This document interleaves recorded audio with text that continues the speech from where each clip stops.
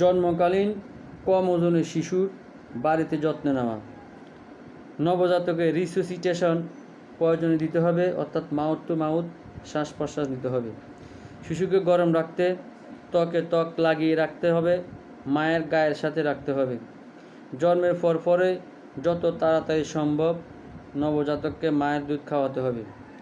যদি মায়ের দুধ টেনে খেতে না পারে তাহলে মায়ের দুধ টিপে গলে বের করে কাপ দিয়ে খাওয়াতে হবে। গালানো দুধ 6 থেকে 8 ঘন্টা পর্যন্ত স্বাভাবিক তাপমাত্রায় ভালো থাকে এবং মায়ের দুধ ঢেকে রাখতে হবে। সংক্রমণ প্রতিরোধের জন্য প্রতিরোধমূলক ব্যবস্থা নিতে হবে। যদি জন্ডিস দেখা দেয় তাহলে শিশুকে সকালে সূর্যের আলো দেখাতে হবে, আলোতে রাখতে হবে।